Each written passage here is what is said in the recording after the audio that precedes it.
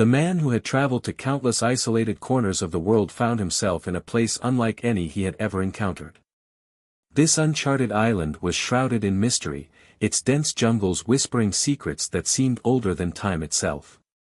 He wasn't there for fame or fortune, his work as an independent researcher took him to locations few dared to explore. But tonight, his mission no longer mattered because something was wrong. A scream tore through the humid air, sharp and guttural, sending chills down his spine. It wasn't human, not entirely, yet it carried an unmistakable agony that made his blood run cold. Crouching low, he pushed through the thick foliage, moving silently like the predatory cats he knew prowled these parts. Ahead, the flickering glow of firelight danced between the trees, casting eerie shadows against towering trunks. The smell of burning wood mingled with something acrid, curling into his nostrils. Then he saw them, a group of towering figures gathered around a massive bonfire in a clearing. Their lean, muscular bodies were adorned with bone jewelry, dark feathers, and dried clay markings that gleamed under the flames. Their faces were elongated, almost reptilian, with piercing black eyes reflecting the firelight. They held long sharpened spears, their movements rhythmic as they chanted in guttural tones. His stomach clenched when he saw what hung suspended over the flames. It was a young woman, not human but close. Her delicate wrists were bound tightly by thick woven vines, her body limp as the heat licked at her skin. Her pale hair cascaded over her face, hiding her expression, but he could see faint tremors of breath. She was alive. His heart pounded against his ribs. He had never seen an extraterrestrial up close before, but there was no mistaking it. Her form was too refined, her features too perfect to belong to this world. Her shimmering skin bore faint bioluminescent patterns that pulsed weakly, reacting to the heat. She wore a tattered bodysuit, now singed and torn, revealing glimpses of her slender frame. She's going to die, he thought, the realization hitting him like a hammer. Whatever these creatures were, they intended to sacrifice her. The chants grew louder, rising into a feverish crescendo. One of them, seemingly the leader, raised a jagged blade above his head, its edge catching the firelight. Without time to think, he tightened his grip on the handle of his machete. Reaching into his belt, he pulled out a smoke grenade. He had brought it for predators, but now it would serve another purpose. In one swift motion, he hurled the grenade into the fire. It exploded in a cloud of thick gray smoke, billowing outward in a suffocating wave. The tribal beings shrieked, their chant breaking into chaos as they staggered back, coughing and snarling. He was already moving, dashing forward. With precise strikes of his machete, he sliced through the vines suspending the girl. She collapsed into his arms, her body feverish and trembling. Up close, her alien beauty was even more striking. Her bioluminescent markings flickered weakly, her lips parting in a soft, pained gasp. "Can you hear me?" he whispered urgently. Her eyelids fluttered briefly, and her eyes met his, deep violet, unlike anything he'd ever seen. The sheer desperation in them made something inside him clench. The moment shattered when a guttural roar erupted behind him. The smoke was thinning, the leader of the tribe had recovered, his obsidian eyes burning with fury. He barked something in a foreign tongue, and the warriors lunged forward. Cursing under his breath, the man hoisted the girl onto his back and ran. His boots pounded against the damp jungle floor as he sprinted into the dense undergrowth. The girl's body was light, but the heat radiating from her skin made it feel like he was carrying a dying ember. Behind him, furious roars filled the night. The tribal beings were in pursuit, their heavy footfalls crashing through the foliage. He didn't need to look back to know they were gaining. The terrain was uneven, riddled with gnarled roots and thick vines that threatened to trip him. Moonlight barely pierced through the thick canopy, and each step was a gamble. But he had spent years navigating untamed landscapes, he knew how to survive. A spear whizzed past his head, embedding itself into a tree with a deep thud. Too close.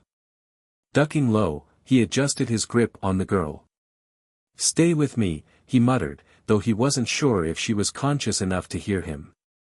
Her shallow breathing worried him. Ahead, a narrow ravine cut through the jungle. A bridge, nothing more than a series of ancient, rotting wooden planks strung together by vines, stretched across the gap. It didn't look stable, but he had no choice. With one final burst of speed, he leaped onto the bridge. The moment his weight hit the planks, they groaned ominously. Not good. The tribal warriors reached the edge just as he made it halfway across. Their leader bellowed something, and two of them lunged forward. Without hesitation, he pulled his machete free and hacked at the nearest vine. The bridge shuddered, and the warriors froze.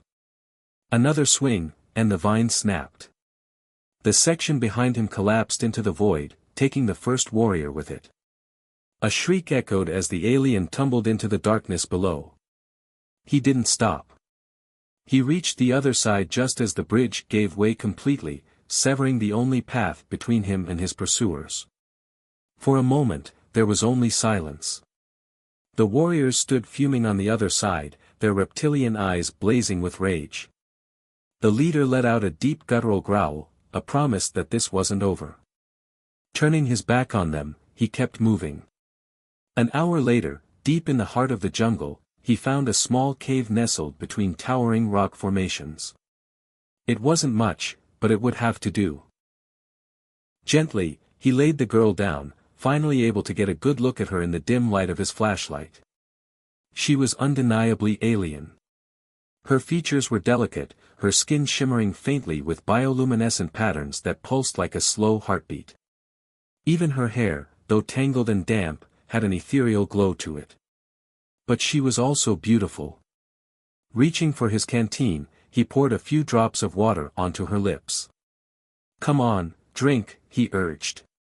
Her lips parted slightly, and a faint, breathy sigh escaped her. Then, finally, her eyes fluttered open. Violet, wide and filled with raw emotion, fear, confusion, but also recognition. She parted her lips, struggling to form words. Her voice was soft, melodic, but weak. "Who, man?" His breath caught in his throat. She knew what he was. "How do you know my species?" he asked carefully. Her brows knitted together as she struggled to sit up, wincing and clutching her side. The heat from her body was fading, but she was still dangerously weak. Placing a steadying hand on her shoulder, he said, "Take it easy. You're safe for now." She swallowed hard, her eyes still locked onto his. Then, with an almost desperate urgency, she grasped his wrist with trembling fingers. "My name," she whispered, her voice hoarse, "is Lyra." Her touch sent a strange jolt through him, not fear, but something deeper, something unfamiliar. Exhaling slowly, he replied, "I'm Sam." Her lips moved as if testing the name in her mind, then her fingers tightened around his wrist. "Thank you, Sam," she whispered, her voice barely audible but carrying immense weight, a promise and something else, something that made him realize this was only the beginning. Lyra slept fitfully, her breathing shallow but steady. Sam sat nearby, his back against the rough cave wall, machete in hand. His eyes remained on her, not just to keep watch but because he couldn't look away. She was unlike anything he had ever seen. The dim glow of her skin pulsed softly, the patterns shifting like liquid light beneath her flesh. Every now and then, she murmured in her sleep, words in a language he didn't understand yet somehow felt hauntingly familiar. What had he gotten himself into? He had seen aliens before, of course. Ever since humanity had made contact with the wider universe, Earth had become a strange blend of species.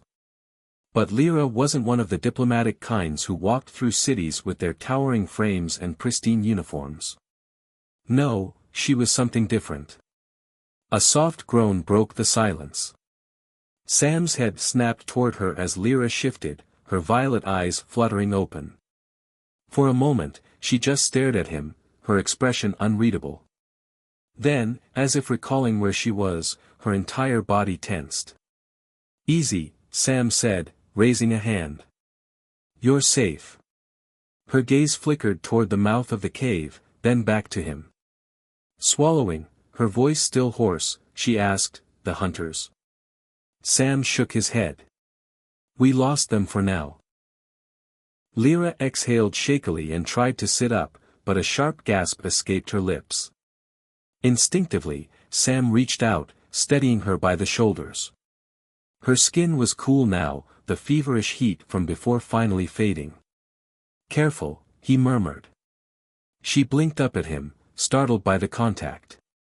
Her lips parted slightly, as if she was about to say something, but instead, she just stared. Sam felt something stir deep in his chest. Those eyes. Lyra broke the silence first. "You saved me." Sam gave a small shrug. Seemed like the right thing to do. Her fingers twitched against his forearm. "You don't know me," she said softly. "Yet you risked your life." Sam hesitated. He wasn't sure how to explain it, not just the rescue, but the way he felt drawn to her. Instead, he settled for a half-smile. "Yeah, well, guess I'm just lucky like that." Lyra studied him as if searching for something deeper behind his words. Then, to his surprise, her lips curved into a faint, almost teasing smirk. "Reckless," she whispered, "but kind." Sam chuckled. For the first time since they met, the tension between them shifted, from survival to something else, something unspoken but undeniably real. Lyra's gaze softened, and cautiously, she reached out, placing her hand over his. Sam didn't pull away, and neither did she. Something rare passed between them. Over the next few hours, they talked in hushed voices. Lyra explained that she wasn't from any known alien species, at least not one that Earth's records had documented. Her people were hidden, scattered across the stars, living in exile. The tribal beings who had nearly roasted her alive weren't her people, they were slavers. When Sam asked why they were after her, Lyra hesitated.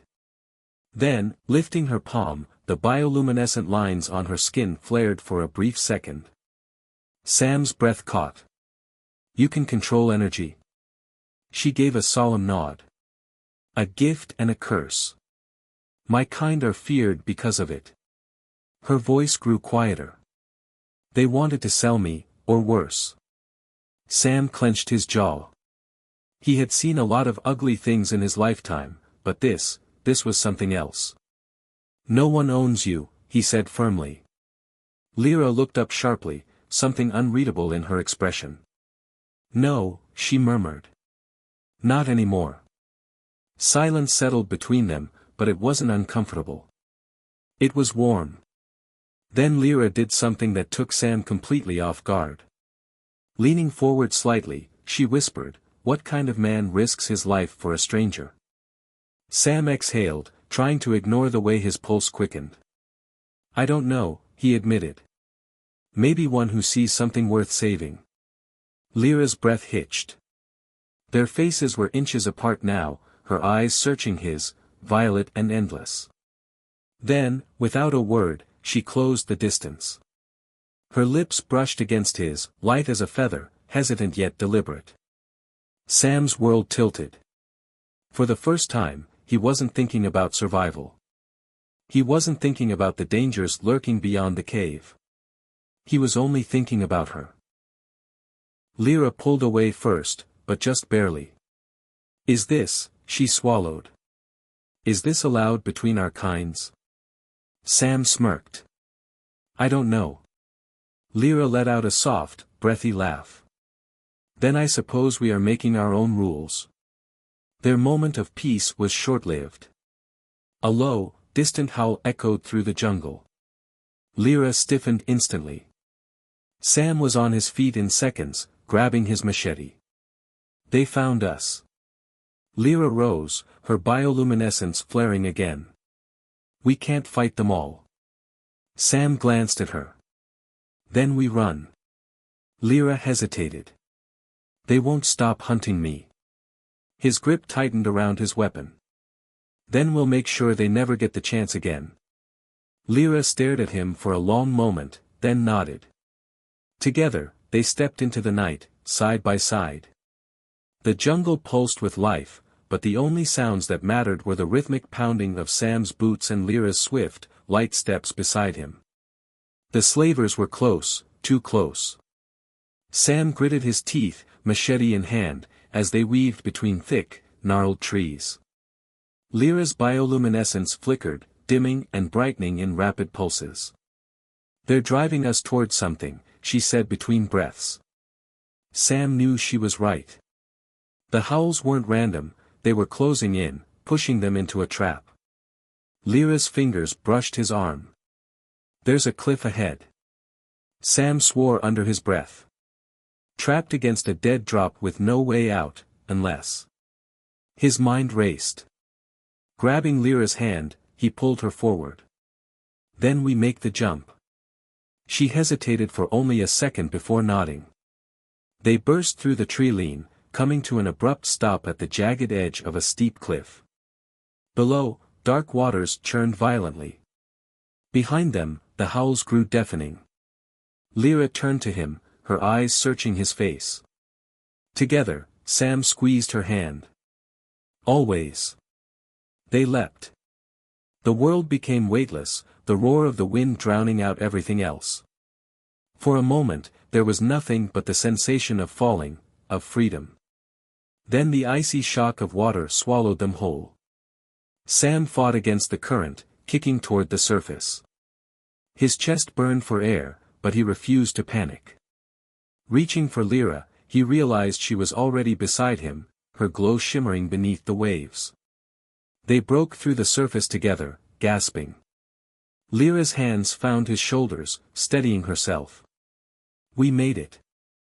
Sam gave a breathless chuckle. "Yeah, but we're not safe yet." The jungle loomed above them, dark silhouettes lining the cliff's edge. The slavers had lost them for now, but they wouldn't give up so easily. Lyra swam closer, her forehead nearly touching his.